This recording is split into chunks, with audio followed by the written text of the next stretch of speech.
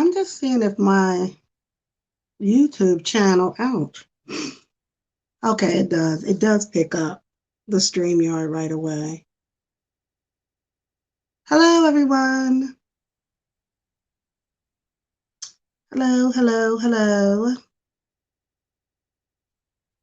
I'm doing a check-in.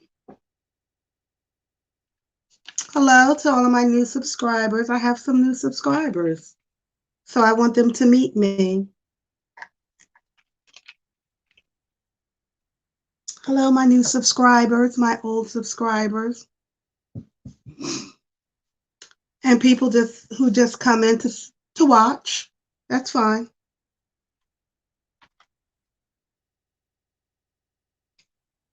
I see people go on live and they're on live for hours. Hours. I swear I get antsy at about 20 minutes. I don't know how they do it. Well, I guess they have a subject and something to talk about, but sometimes they don't. They don't have a subject or anything to talk about, and people stay engaged. That is amazing to me. That people will stay engaged with someone's live and they're not doing anything. Maybe they're drinking or writing. They could be doing their daily life, and people will watch. People will just watch. I don't understand it because I do it. Yeah, I do watch people on their lives. I mean, I may not watch them for hours. Hello. Hi, Marilyn. Welcome to Psychology Eats. I do go live, Marilyn. Usually I have a subject. Today I really don't. I'm just going live. I'm kind of doing an experiment. I'm trying to understand when people have a live, but they really don't have a subject, but people come in the live and watch them anyway, which I'm fascinated by. And I do that myself. I'll go in someone's live and they don't really have a subject. They're just moving about their daily life or just chit-chatting. And we watch. So that's what I'm doing. I'm just chit-chatting. So Marilyn, you don't know me well, but if you can go back and watch some of my older videos, my basis of my content is psychology, but I do talk drama and a little bit of tea, and I try to throw in psychology because usually psychology can fit in every situation. So if I'm talking about a celebrity, or if I'm talking about or reacting to somebody just in these YouTube streets, I can attach some type of psychology content to any of that. And so that's what I do. Drama, tea, and psychology. Oh, wait, today is August 1st. Today is August 1st. So do I have any teachers in here? Oh, God. Mel, I have bad allergies. I'm always stuffed up and sniffling. It's just, it's so annoying. Oh, God. And I've tried everything on the market. There's nothing on the market that I have not tried.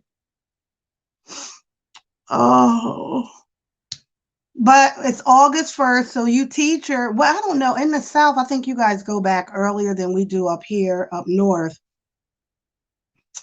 Some of our schools will go back after Labor Day, but some of us will go back before Labor Day. So if I have any teachers, educators, what are your feelings about going back? I was feeling pretty good. I'm a I teach at the college level, so I'm going back on campus. I've been teaching online since COVID, and now I decided to go back on campus. I'm teaching, I think I have 6 classes that I'm teaching online. I mean, that I'm teaching on campus in the classroom. And I wasn't nervous about it until a couple of weeks ago or last week or whenever we've been hearing more about this Delta 19. And now I am getting nervous about going back online because some of the, I think most colleges have been surveying their students, and about 30% maybe of their student bodies are not vaccinated. And so that means you're going to have students in your classroom that are not vaccinated. And of course, it's not mandatory. So how do you feel about, especially you guys who teach, younger kids, like elementary school kids, chances are a large number of them will not be vaccinated. So how do you feel about being back in the classroom? Will you wear your mask? Will you go maskless? I know for me, I teach at a podium and the students are, at least 6 feet away from me in some of the classrooms, but a lot of the classrooms are small. And so they could be much closer to me, even though I'm planning to wear a mask, but I can't lecture in a mask. I can barely talk while I have a mask on. So if I'm doing an hour and a half lecture, which I will be doing for 6 hours, not in one class, but different classes, there's no way I can do that in a mask with my allergies, bronchitis, stuffy nose, stuffy sinuses. I just couldn't imagine I would be able to do that. In Michigan, they are mandated students and staff to be vaccinated. You can't come in. They are offering special online camp. They are not going to offer it. Oh, wow. I tried the neti pot. You know what? I haven't used my neti pot in a while. I'm going to have to start using it. You're right. Thank you for reminding me of that. I forgot about my neti pot. Yeah, I'm gonna start using my neti pot. Yep. You're right. That did help me. Yeah, I'm gonna get that back out again. I know. And some of the professors at the colleges where I work, they're not happy about it. They're concerned about the students having the choice not to be vaccinated. And then, some people are so anti-vaccination, you don't want to start an argument or disagreement in your classroom the very first day. Yeah, at least the neti pot is for your nose. I put like saline water in it, and it clears out your sinus. It gives you a good blowout of your sinuses and all that mucus. It really does help. It does. I don't know why I haven't been using it. Mine is blue. I know where I put it. I think because I was just getting better and I stopped using it, but I have to start using it again. Yeah, you don't want to get into an argument in this debate. I refuse to debate about the vaccine and no vaccine. I'm not going to debate that with students. I'm just not. Or where did C-19 start? I'm not getting into all of that. I'm not. I just have my own policy is You know, when I'm in the classroom and I'm lecturing, I'm gonna need y'all 6 feet back over there. And usually students want to talk in the beginning or the end of class. I'm just gonna put on my mask. I'm gonna put my mask on. And I'm gonna make sure it's over this nose. I'm gonna put my mask on. Yeah, many people in my family are against it. I worry for those who are teaching. I know. I'm just gonna put my mask on and tell them to go. What, Johnny? Okay. You know, and talk to me 6 feet. I'm hoping they're gonna have shields up to. They ain't have no shields. Last time I was at the school, I snuck in over the like a month ago to go to my locker, and the classrooms did not have shields up. I ain't about to put. So I'm not arguing with these. I'm not arguing with nobody about all of that. You either wear you know, if you want to wear your mask that's what I'm gonna tell my class. You know, you wear your mask, you wear your mask. But see, what I used to work in, I used to do a lot of group work with my students. You know, like 5 of you go get in a group and, you know, let's do some critical thinking. And, you know, am I going to be comfortable doing that? Like putting them in a smaller group setting? I don't know. It's a lot to think about. And then I know, although I am not a teacher, I'm a school bus driver. Oh God, that's bad too. Imagine trying to make a child keep their mask on, plus there's no 6 feet distance on a bus. Absolutely not. Uh-oh. Absolutely not. You know, and now it is attacking the kids. You know, we have a lot of kids who are getting sick. They don't understand. Even when you try to get them, it's so many psychological issues related to this, because now the kids can't even like play with each other on the playground. Like they can't be near each other. And we know touch is so important in human development. Touching each other, hugging each other, embracing each other is part of our healthy human development. And we are teaching our kids that they can't do that now.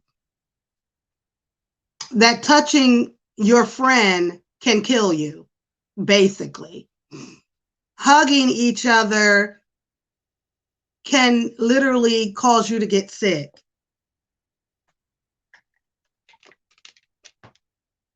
It can. Hugging each other can cause you to get sick.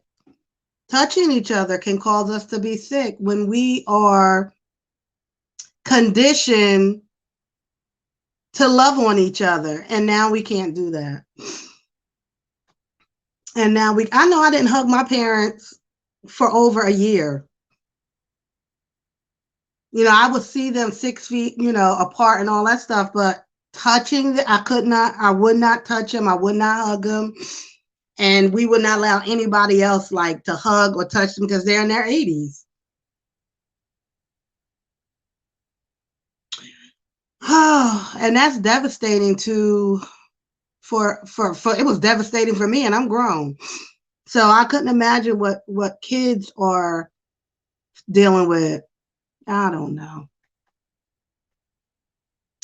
Even in the hallways, you know, when the bell rings and the hallway is like full, I'm talking about elementary school, high school, and everybody's like out in the hallway. They're not all going to be wearing their masks. I don't know what the school said, and every school is different. Every superintendent is basically going to make their own decision, I guess. I don't know. I'm preparing myself that we may start the semester later than we're supposed to start, and we may get midway through the semester and then go online. Can you explain how this has affected you psychologically with your knowledge of psychology? It's what we've seen is an increase in people's anxiety and depression. We've seen a increase in, I'm not practicing right now, but I practiced in clinic for 20 years. And when we switched over to telehealth, which is, your client calls you via the computer or whatever, I just stopped doing it because I just didn't feel like that was what I wanted to do. I did it for a little while, then I was like, I'm a in-person type of clinician. Like I need my client to be in the room with me. That's the way I felt. And so I just stopped practicing and just hoping like, okay, this is going to be over. I'll go back to practicing, later, even though I teach most of the time anyway.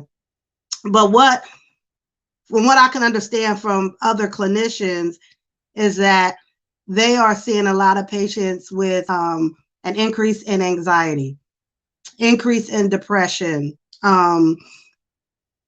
trauma and fear and phobias. They're treating a lot of people with that. All over each other. It's like there's nothing going on. I'm in Ohio and we are going to start it. Oh my goodness.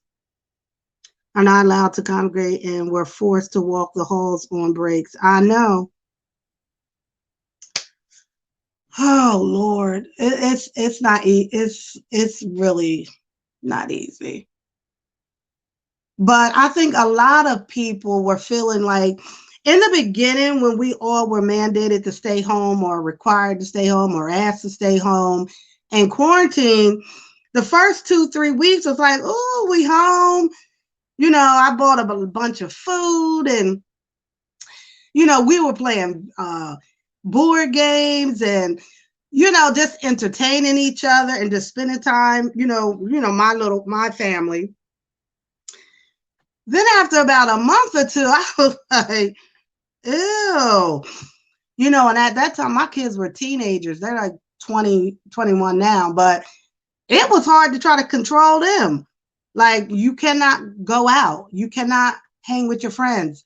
You can't do it. And it became like a battle. Like, you're not going out and you're not going to hang with your friends. Oh, my goodness. It just got rough. It got really rough. And then I just was like, oh, my kids was making up all kinds of excuses why they had to go out. Well, it was really what my son, my son ended up getting COVID because he just kept going outside. He just couldn't stop himself. And I just was like, oh, going in my room. And I isolated in my room. And I stayed in there and I could work. And at that point I was working from, teaching from home. So I was in my room. That staying home got old. Oh, didn't it, Gail? At first it was kind of fun. Hey, Virginia. At first it was fun. Oh, I became a painter. See my painting? They're one of my best ones. I became a painter. Look at this one. Yep. I got stacks of this. I got stacks of paintings. My wall is full behind me. When you get past over on that side, is all my paintings. I was painting up a storm. And that got old real quick, which is for my new subscribers is how I started this YouTube channel. Because after I became a painter and I was over that, then I was like, oh, Well, I always wanted to talk about psychology on YouTube. So that's how I started my channel. Wait now. Look at this one, y'all. I'm from Jersey. Since y'all here, you might as well see my paintings. Ain't nobody else saw them. Hold on. Look at this one, y'all.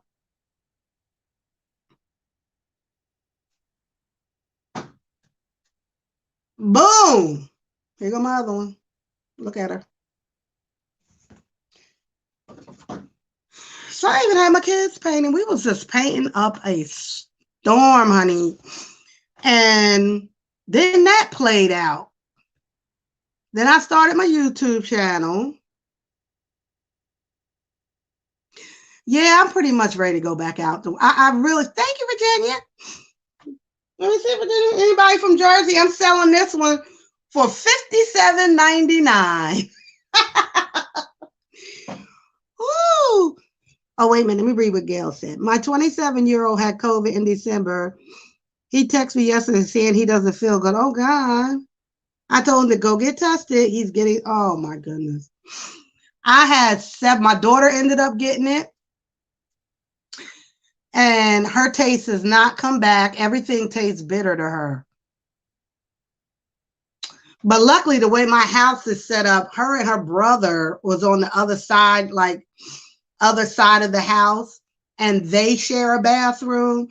And so lucky for me, I didn't have to mingle with them. They were sick. And so I would put on my PPE. I would wrap myself up, take them food, take them medicine. And I know what really, helped them was my asthma machine. So I would give them medicine because they asthmatic too. I would give them their medicine to get their lungs, cleaned up and cleared. So when I was finally got them well, then my brother-in-law got sick and he was bad. And he lives in another town by himself. And he called and was like, I can't breathe. He went to the hospital. They sent him home.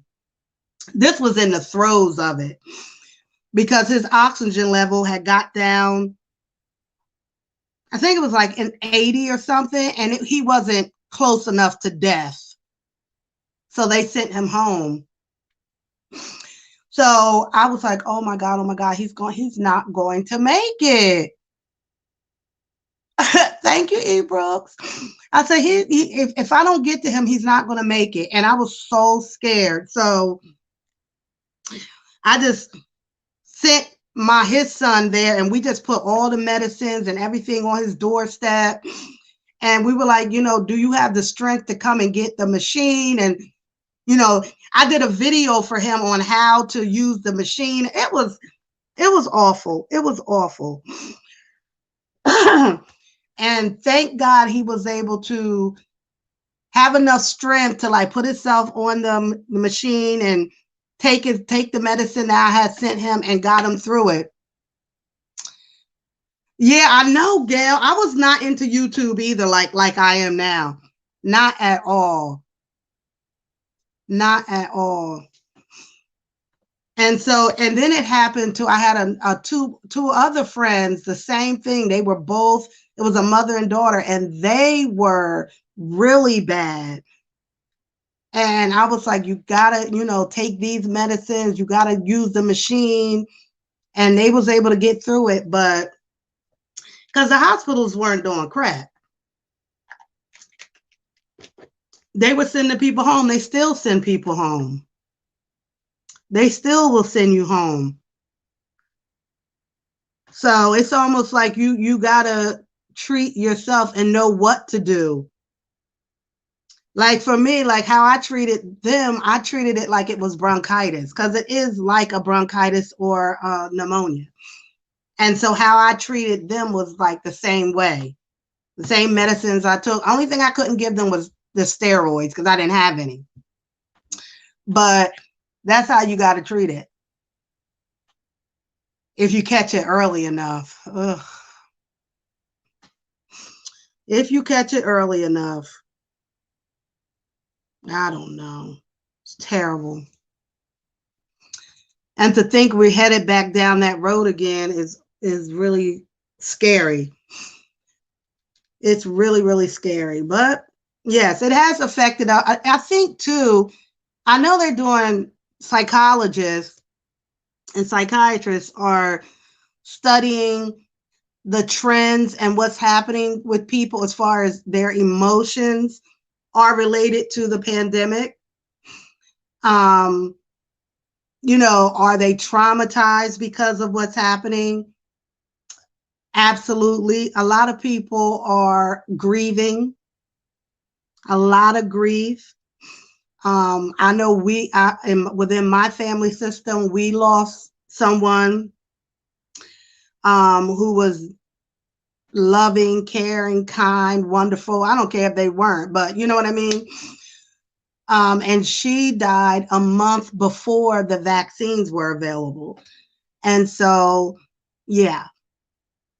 And we know that she suffered. We know she suffered in the hospital and going through the disease. So people are living, parents, mom and dad. We know so many stories of both parents dying and leaving dependent children after this pandemic or during the pandemic.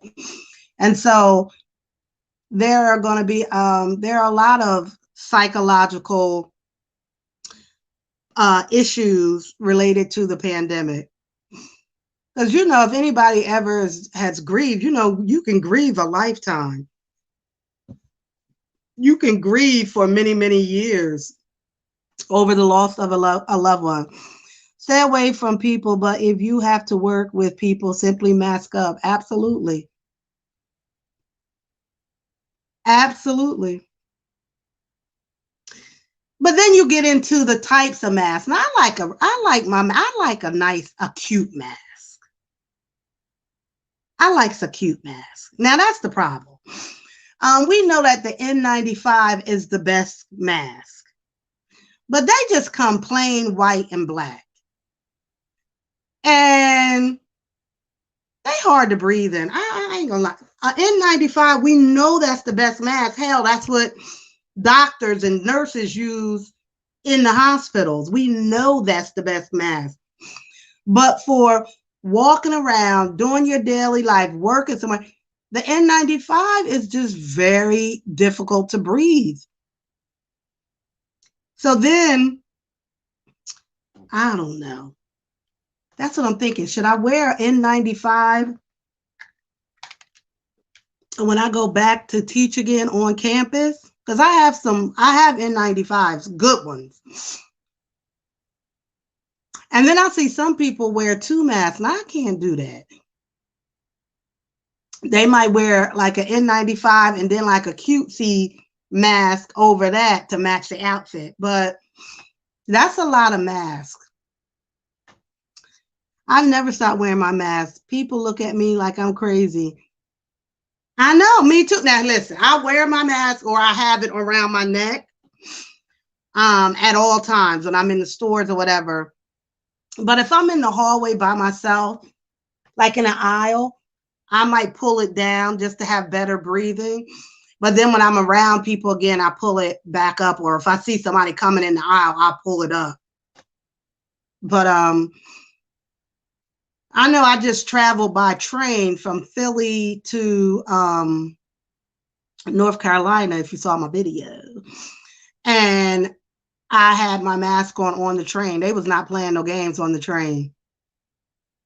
The conductor was not playing no games. If she came through and your mask was down, she sure let you know to pull it back, right back up. So, yeah, but even traveling, from one state to another is scary because you don't know what the conditions are in other states. And then, for instance, if you got into contact with somebody and you come back to your state, that's how it spreads. You leave your state, you come in contact, now you at another state, and now you've brought it to another state, and it just continues. Did you see me, gal? That train is a trip. That train is Amtrak.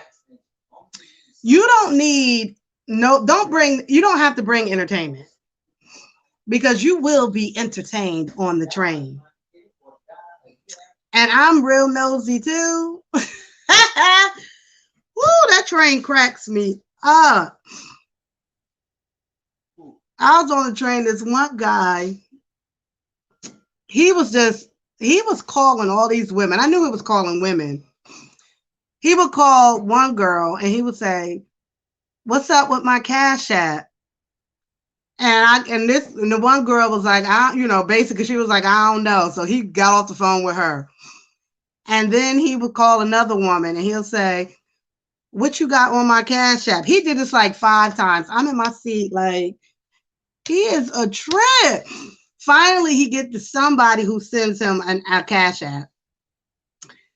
Had the nerve to say, "That's all you can send?" I almost fell out laughing. But then he would have known I was in his business.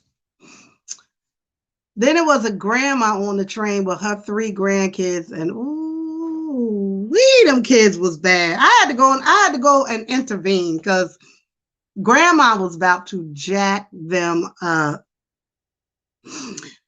They was bad. Them kids was something else. The little boy went in the bathroom, got stuck in the bathroom, couldn't get out. Because the bathroom door, yes, there are bathrooms on the train. But oh my God, I don't even want to talk about the bathrooms on the train. You be so desperate to use the bathroom and I have a heebie-jeebie phobia of public bathrooms. I hate public bathrooms. I absolutely hate them. And if I see something like disgusting in the bathroom, it just messes me up for the rest of the day. So I will always have my daughter, like if let's say we at Target, I would tell her, go, I have to use the bathroom. Go in the women's bathroom and find me a clean one. And she would have to go in there and find me a clean one. All right, mommy, this is clean. Oh, okay, I'll use it. I cannot, oh my God. Oh my God, Gail, I hate a dirty bathroom. So what on the train bathroom is just as small as a plane's bathroom. So my husband knows I have this weird phobia, fear, whatever. So he goes to the bath. He will clean it for me. Like I'll say, "Oh, I got to use the bathroom." So he'll say, "Okay, well, come on. Like I'll go and clean it, make sure it's straight, and then you come." So we were sitting kind of close to the bathroom, and it's 2 bathrooms, a little tiny one, and then it's a bigger one just in case somebody is handicapped. So he said, "Don't go to the little one. I didn't clean that one for you. I cleaned the big one for you." So I was like, "Oh, okay." So he goes to the big one. Okay, so he comes out the big one. As soon as he come out the big one, why this man gonna jump in front of me? And he went into the clean one my husband had just cleaned for me. So but now I got to pee so bad. I go to the small one. Oh my God. It was like somebody just pulled their pants down and just shit all over it. They just shit all over. Like they just. I was done up for the rest of the trip. I was done.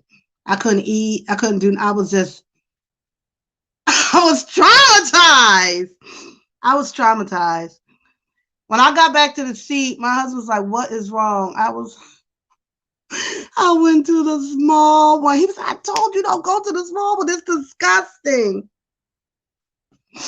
Oh my God, I got it bad when it comes to bathrooms. I really do. Ugh. I just thought about it again. It was gross. But yeah, that's the thing about the train. Each train has a bathroom, and the conductors are supposed to clean the bathroom. But I was so impressed. I know, girl. He knows I am. Yep, he cleaned. He said I cleaned it. It's clean. It's ready. I was like, okay. Uh, he So finally, once we arrived in North Carolina, at that point I was just like holding myself because I was not going back in the bathroom. By the time we got there and we parked, then I discovered that our train engineer was a Black woman. Yes, sis. And at one point, sis was driving the hell out of that train because we were late.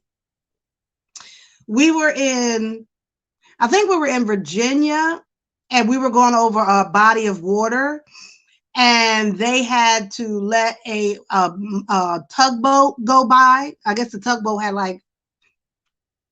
it was a tugboat. And they had to let a tugboat go by. And so the train tracks, the bridge lifted up. Hey, Britiana. So they had to let the train, we had to wait. And it took the tugboat like 20 minutes, 30 minutes to get through the canal. So that put us like 30 minutes behind. So that messes people up because they're taking the train from Philly to North Carolina, but maybe they're going to meet up with a bus or they're going to jump on a plane or whatever. They may have a connecting flight or whatever. And so the conductor, the engineer that drives the train, she was like, they were like, oh, we're going to be, 30 minutes behind, but I'm going to try to catch up with time. But okay. Sis put whoa, she was flying she was booking. At this point, I didn't know she was a female until we got to North Carolina. But when we got to North Carolina, she got out of the engineer car, the first car. And I was like, go ahead, sis. Yes, I wish I could have got a picture with her. Yep. She was driving that. Whoa, she was driving that train, boy. She got us there safely. Yep. I know. I love a good train. See, on the train, you get to see stuff. When you're on a plane, all you see is clouds. That is all you see. But I'm trying to go to Vegas. I've never been to Vegas. And so I think I'm gonna fly to Vegas. Although I can get a train, because I can get a train from Philly to Chicago. And then once you're in Chicago, I forget the connecting train, but there's a train that will go, I think we go as far as California. And then once you're in California, you have to get a bus into Vegas. They never built train tracks into Vegas. So we would have to get, and that's a 2-day drive. Me too, girl. I was so proud of her. I was like, girl. She had her little Timberland boots on. She was I was like, girl. She drove that daggone oh. And she ended up catching up with her time too. We ended up getting there, I think maybe like 10, 15 minutes later, but yeah. She caught up. Like we were able to catch up, but at one point I was like, girl, I didn't know it was a girl, but I was like, oh, they need to slow down. But it's always something on a train. I swear it is. It's just the people who ride the train, the stories that they just be chit-chatting about. Because when we got to Washington on the way back, what happened? When we get to Washington on this train, they switch over from gas to electric. And it takes about 30 minutes to switch the engines. And so something had happened and one of the engines went out on the way back. And so the conductor came through and they announced it. It was like, oh, the engine went out. We got to take one engine off and put another engine on and we'll be good. So normally somebody say something like that to me. I'm going to be like, what? What's wrong with the engine? But I was like, whatever. I'm ready to go home. So I say to my husband, can we get home on one engine? Like he a conductor and shit. And here he go. Yeah, we can get home on one engine. I'm like, oh, okay. Well, somehow we got home on that one engine, but the people on the train was cracking me up. They was like, we ready to F and go. Because at that point we had picked up Washington. And they was like, I'm trying to get to New York or wherever they were going. Yeah, it was going all the way back to Penn Station, I think in Jersey, and then they were going to New York. Yeah, but if you ever want to go on a little adventure, get on an Amtrak train. Go on an Amtrak train. Now, I've done that was considered coach, but they also have on the train, you can go first class. And the people in first class, they think they something else, honey. Because when you go in first class, which I've taken first class before, which is hysterical to me, because you on a train and you over here trying to act like you bougie, you're going to stop. So when you're in first class, you get your own little room. And 2 chairs, like 2 chairs, but they turn into beds. And you get a little, underneath this little table is your toilet and a little sink. And you get a big window so you can look outside. So the train, you could go business class. Business class has bigger seats, but they need everybody to be quiet. You can't be in business class yapping. They think they bougie too. So I've taken first class, what do they call them? Private cars or something like that. When we've gone to Florida. And so that for us from Philly to Florida is like a 23-hour train ride. Like if it's just me and my husband. If we took the kids, they were not getting first class. We all went up to coach and we had to thug it out in coach. It's a thug. Because now you're going to be on the train for 24 hours. You're going to have to sleep on the train and you're surrounded by strangers. Whew. That's train life, though. That is train life. But since my kids got grown, they too bougie for trains now. They was like, we can't do it. They fly.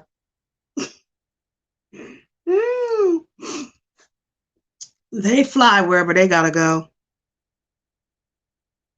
That's okay. We'll get there. I think if I had to fly, I would. But in most cases, I can get where I need to go by train or on a cruise ship. Oh my God, that's another thing. Does anybody have a cruise booked in the next year? I don't think cruise ships are going to make it. They're out there, like they're back. We love cruising. I'm a cruiser. I've been on many cruises.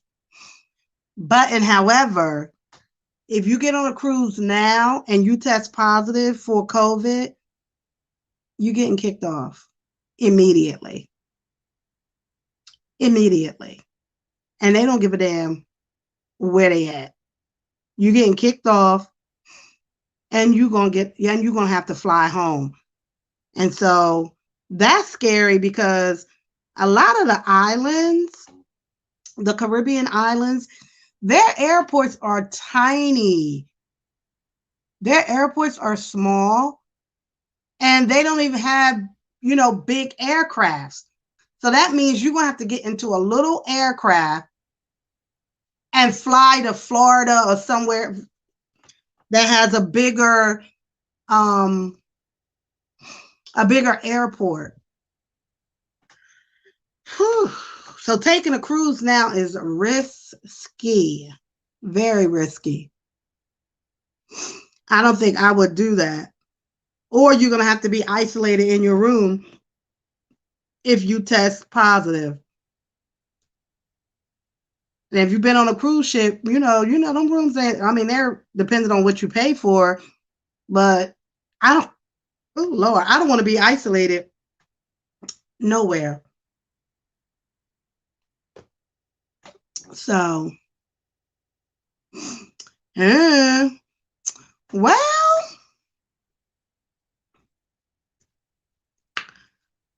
that's about all I'm thinking about. Let me see, what else did I have?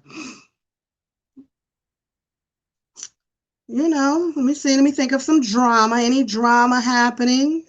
Oh, obviously, in our little sector over here, we have some of our mukbangers who are sick. So we're definitely going to keep them in prayer. And I think we're going to be hearing about more and more, unfortunately, people who are, getting sick because, once they get lifted the mask mandate, for a lot of people, for some of us, we were still like kind of scared and, kept our masks on for the most part. But for young people who are young, I'm going to say anybody under 25, their mindset is not the same as somebody over 25. And so,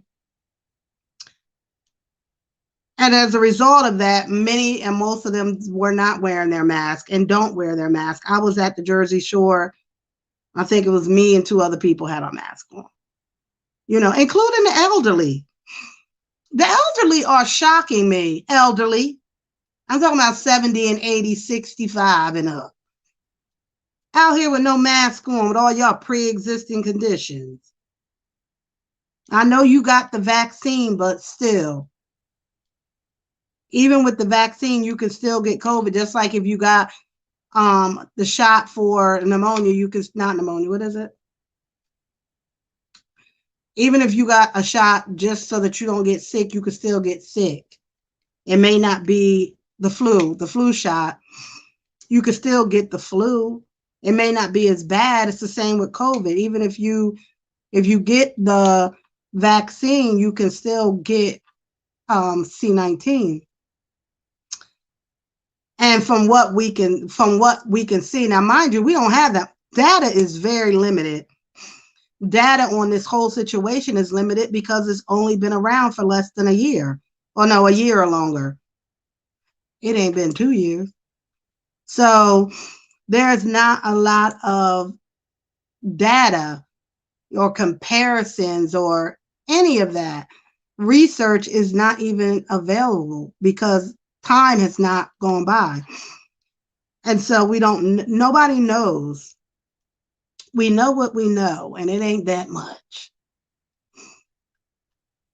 So I think that from what they're saying, and I haven't been watching the news because the news is too depressing. But I did watch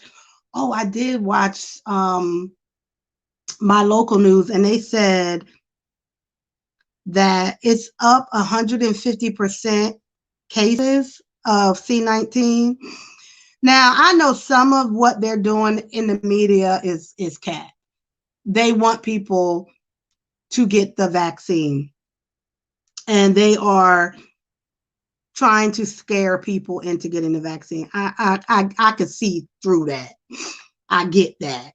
Definitely using that tactic to get people to get, hey Maureen. They definitely using that tactic to get us to get the vaccine. Like we're not 5.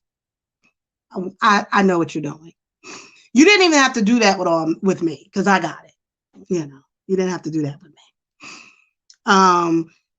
Just like I got another vaccine recently floating all up and through me. Wait a minute now. Damn it, what vaccine? I don't know. I just got another vaccine and I can't even think of it. Oh, the shingles. I just got my shingles vaccine. Yep. And at first I was saying, I'm not getting that vaccine. I don't think I ever had chicken pox. So then I asked my mother, because I only remember my sister having chicken pox. And I said to my mom, I was like, did I ever have chicken pox? And she was like, yeah, you had it. I'm like, I don't think I had it. So then I took the blood test to see if I had the antibodies. And I had the antibodies for chicken pox. I was like, word? And so I was like, Mommy, I did have it. So then it was like, well, you should get the shingles vaccine, because if you get the shingles, it's very painful and it's very disgusting. Which I knew that because my cousin got it about 6-7 months ago, and he looked horrible. Oh, all them shingles. Them shingles was all over him. His whole body had like open sores. He had to be hospitalized. He said it was like it was burning. So after I saw the pictures of him, they didn't have to ask me twice. Yep. So I got the first vaccine, and then in end of August, when I get my second vaccine, I get my other vaccine. I'm full of vaccines. Full. Yep. I was like, oh, hell no. Oh, wait, them shingles look bad. But y'all ain't got to worry about shingles until you 50. Then you get the shingles vaccine. You had the shingles at 17? It was painful. Oh, my cousin looked bad. Then my sister friend got it, and she looked, her shingle came across her eye.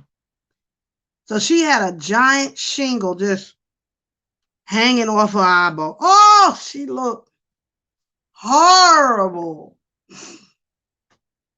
Horrible. So, oh no. Yeah.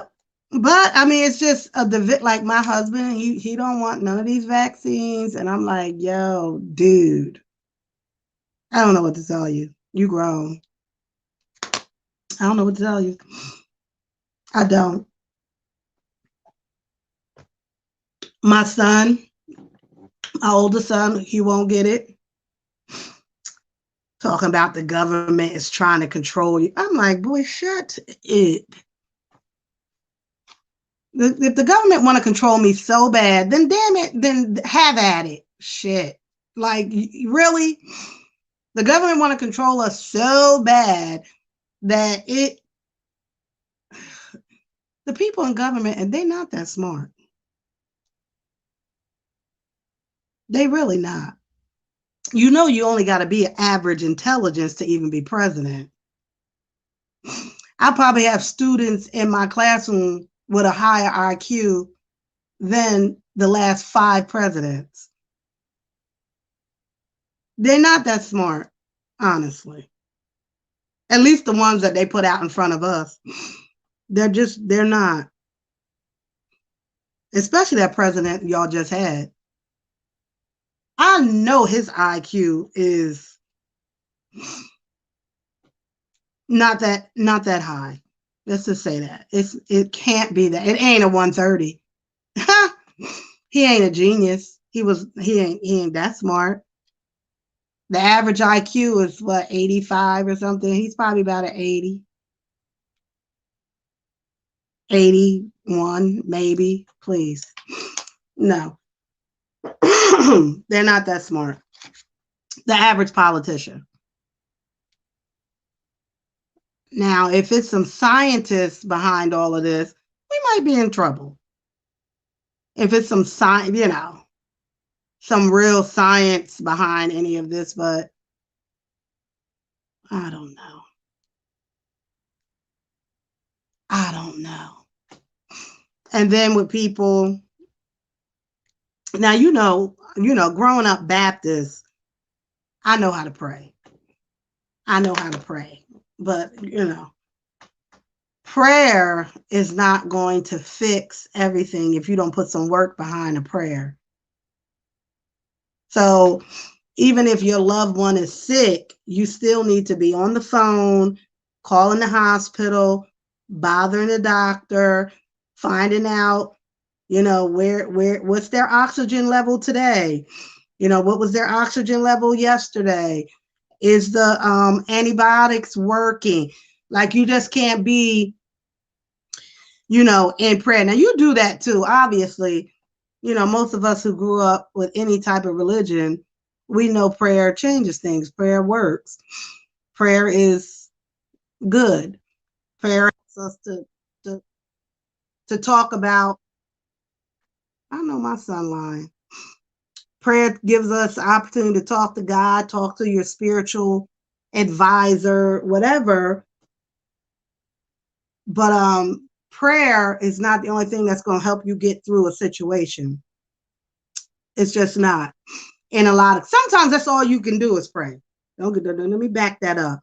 Sometimes all you can do is pray because you don't have any power to do anything else, right? To change the situation. Especially, I'm thinking about an example of, like, you got a family member who's on drugs and you've done all you can do. You don't put them in rehab, several times. You don't use, tough love, cut them off, brought them in. You did everything you could do to try to help your loved one who is addicted to drugs. You've done it all. Put them everything. At some point, you just go into prayer about it. That's it. You just go into prayer about it. And it works. I've seen that work.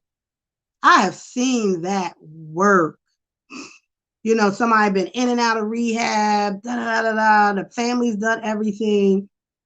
And, the whole time there's been family members just in prayer, to deliver them or get them to that point of sobriety.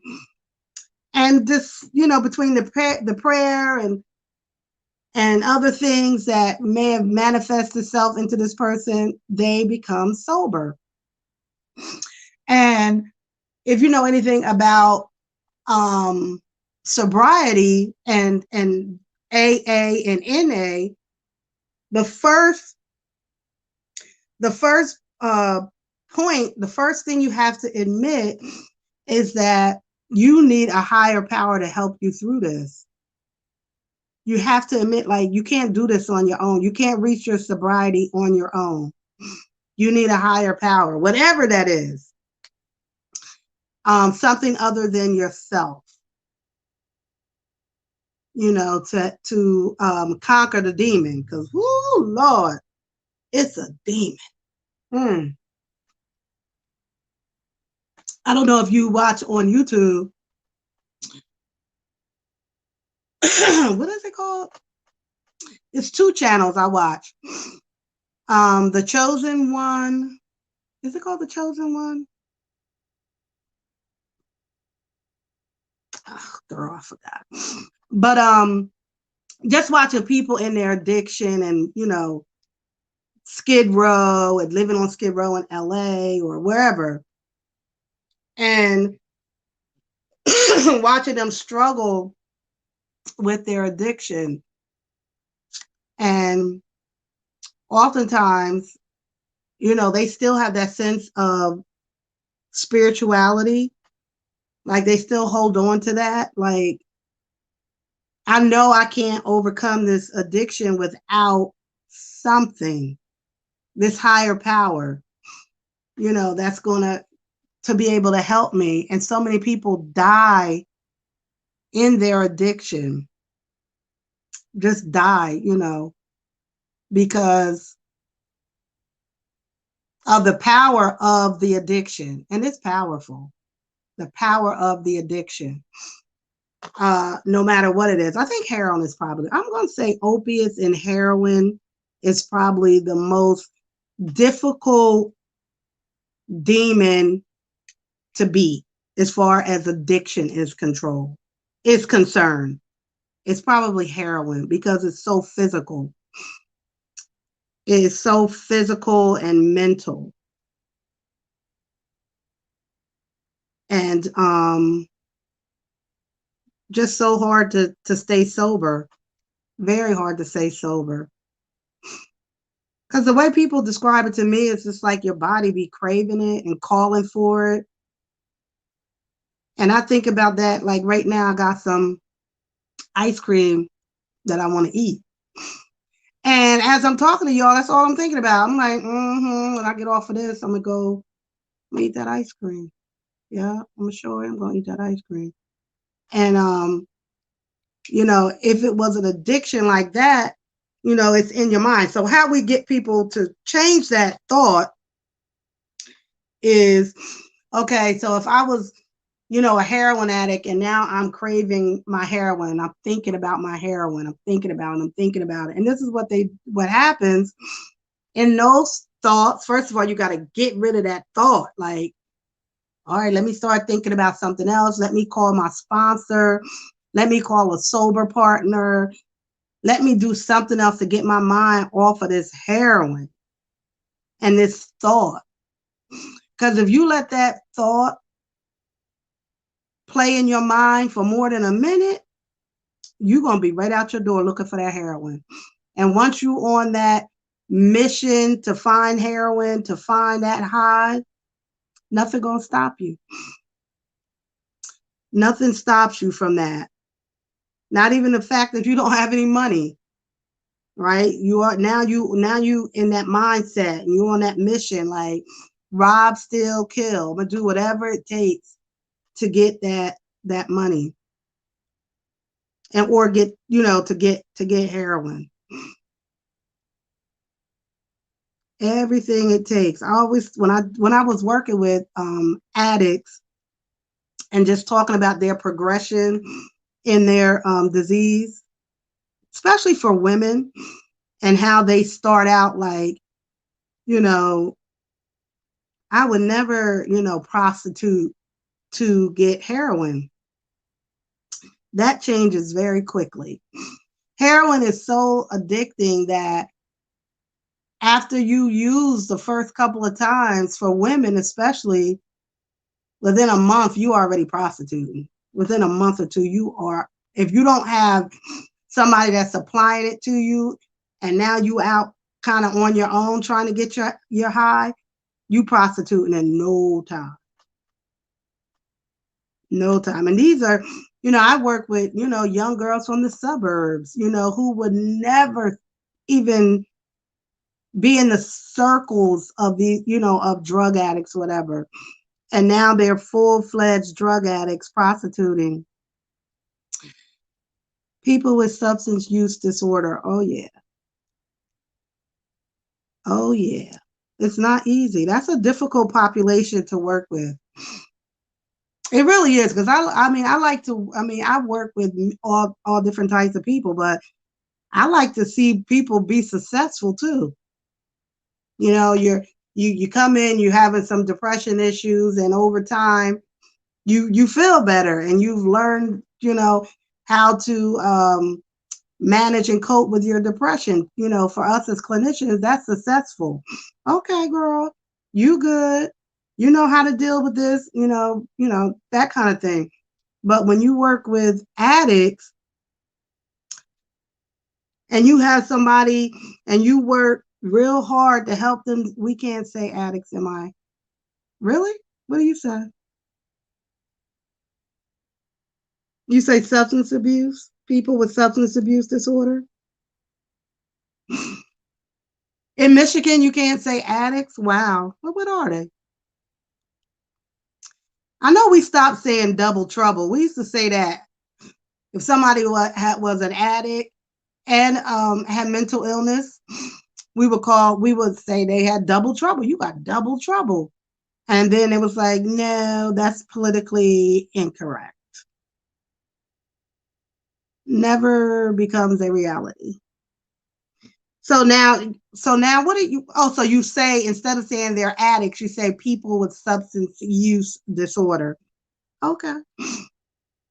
Did they take the word addict out of the DSM-5? No, I think it's still in the DSM. You know what? eBooks, I don't think it's in the DSM-5. It is substance abuse disorder. You might be right. They took it out? Wow. Wow. You're right. You're right.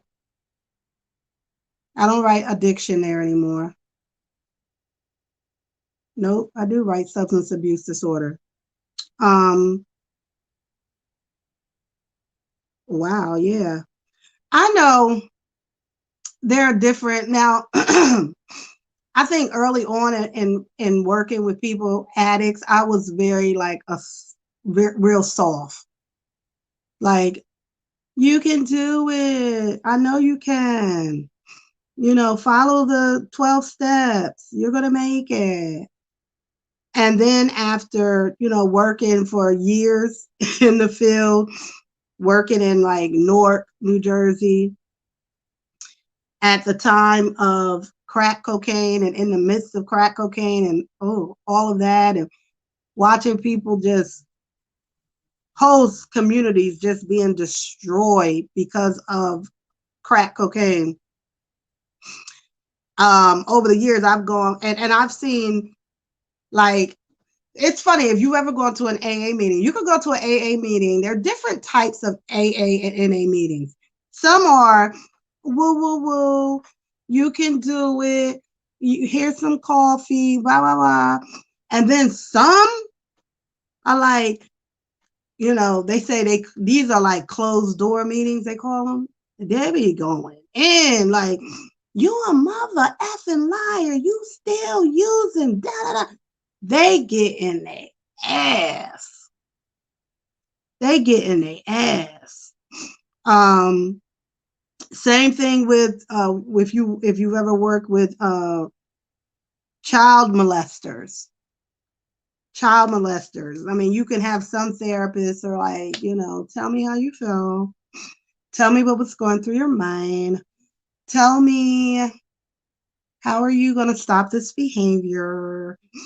To the child molester, who's in most cases manipulating the entire situation. And as a young clinician, I was very much, tell me what's going on. Why do you think you did that? To me today, she's a whole nother person. Yes, the long timers will. Oh yeah, they don't play. And so, over time, I can be that way. I can, because, in therapy, you want to build a relationship with somebody. So this is my thought about that. And where I've had bumped heads with some other clinicians is because if I know I'm working with a child molester, they've been mandated to come into treatment because they have been convicted of molesting children. And so I know that, right? And so, I'm not, they're not going to come in the first day and I'll be like, you son of a bitch, you molested children, you da da da, like get in their ass, like, the first day I meet them. You know, you want to build a relationship with somebody, as crazy as that is, you know, a therapeutic relationship, which is different than a normal everyday relationship that you have with a friend. So, you know, I got to build this sort of relationship so that they are going to feel okay telling me I'm having these intrusive thoughts about a little boy that lives down the street from me. I'm fantasizing about um, raping him, right? So, and then, you know, my response can't be, you nasty son of a bitch, you no good. You know what I mean? So you got to be able to hear that and help the client process that and then learn how to get those intrusive thoughts out of their head um, so that they won't harm another child,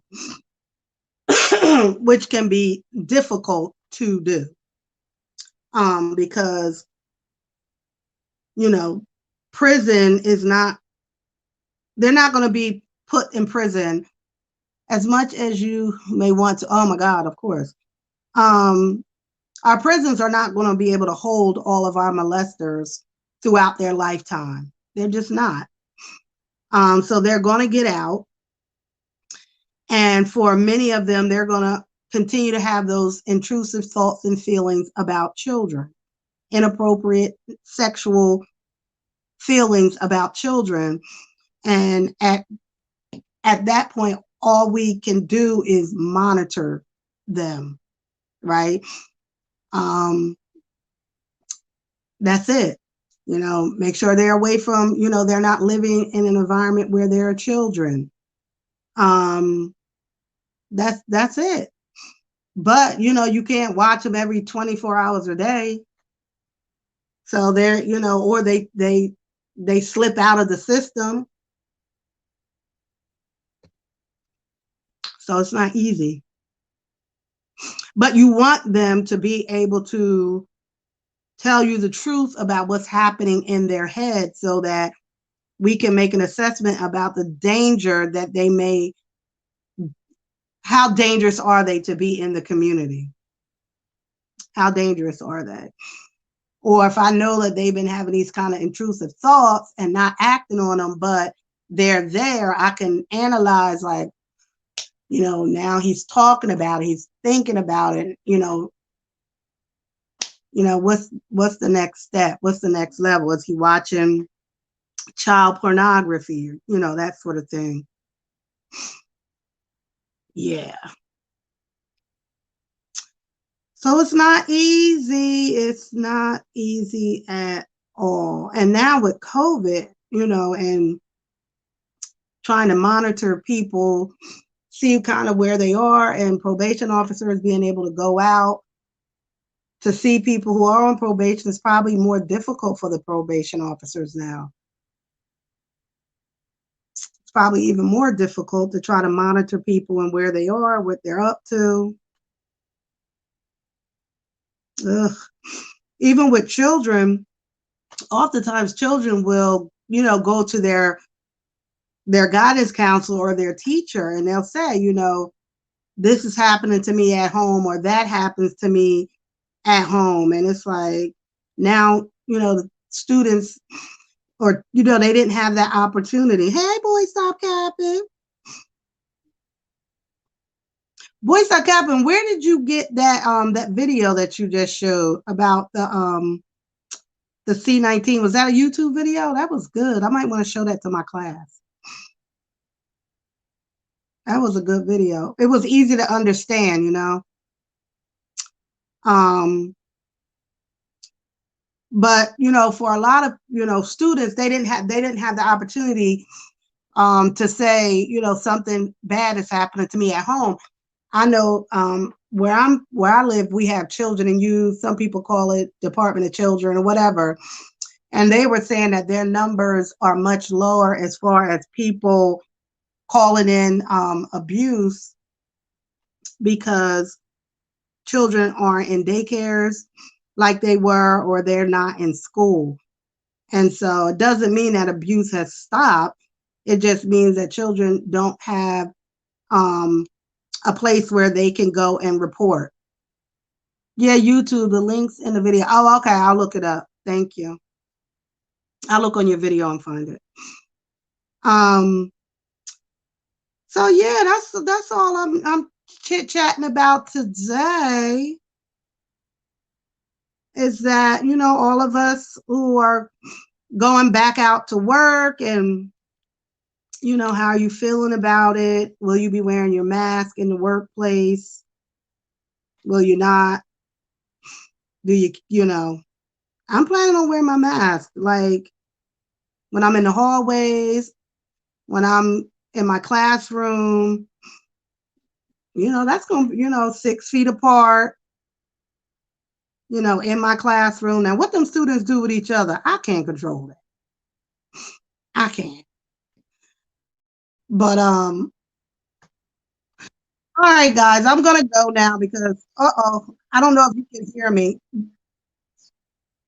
That I'm gonna go now because my father is trying to call me and he's not gonna stop. He won't stop. All right, good night.